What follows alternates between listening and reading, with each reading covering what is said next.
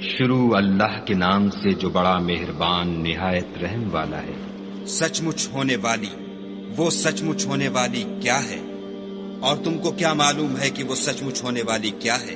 وہی کھڑکھڑانے والی جس کو سمود اور عاد دونوں نے جھٹلایا۔ سو سمود تو کڑک سے ہلاک کر دیے گئے، رہے عاد ان کا نہایت تیز آندھی سے ستیہ ناش کر دیا گیا۔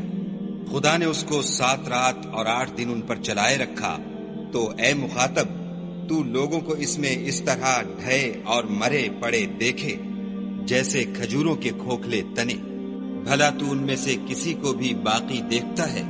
اور فرعون اور جو لوگ اس سے پہلے تھے اور وہ جو الٹی بستیوں میں رہتے تھے سب گناہ کے کام کرتے تھے۔ انہوں نے اپنے پروردگار کے پیغمبر کی نافرمانی کی تو خدا نے بھی ان کو بڑا سخت پکڑا۔ جب پانی طغیانی پر آیا تو ہم نے تم لوگوں کو کشتی میں سوار کر لیا تاکہ اس کو تمہارے لیے یادگار بنائیں اور یاد رکھنے والے کان اسے یاد رکھیں۔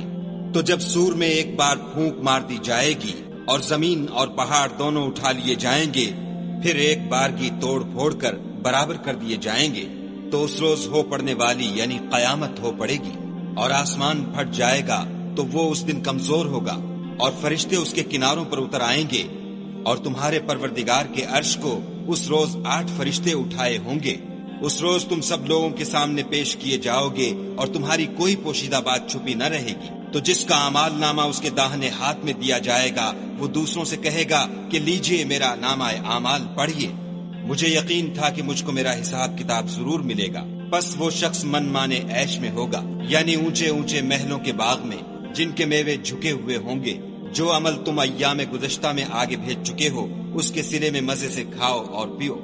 اور جس کا نامہ اعمال اس کے بائیں ہاتھ میں دیا جائے گا وہ کہے گا اے کاش مجھ کو میرا اعمال نامہ نہ دیا جاتا اور مجھے معلوم نہ ہوتا کہ میرا حساب کیا ہے۔ اے کاش موت ابد الآباد کے لیے میرا کام تمام کر چکی ہوتی۔ آج میرا مال میرے کچھ بھی کام نہ آیا، ہائے میری سلطنت خاک میں مل گئی۔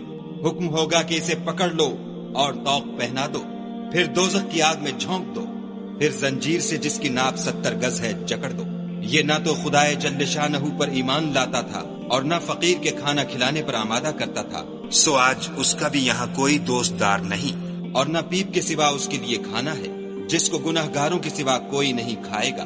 تو ہم کو ان چیزوں کی قسم جو تم کو نظر آتی ہیں اور ان کی جو نظر نہیں آتی کہ یہ قرآن فرشتہ عالی مقام کی زبان کا پیغام ہے، اور یہ کسی شاعر کا کلام نہیں مگر تم لوگ بہت ہی کم ایمان لاتے ہو، اور نہ کسی کاہن کے مزخرفات ہیں لیکن تم لوگ بہت ہی کم فکر کرتے ہو۔ یہ تو پروردگار عالم کا اتارا ہوا ہے۔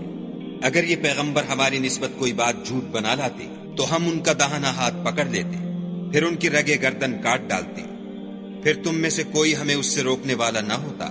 اور یہ کتاب تو پرہیزگاروں کے لیے نصیحت ہے، اور ہم جانتے ہیں کہ تم میں سے بعض اس کو جھٹلانے والے ہیں۔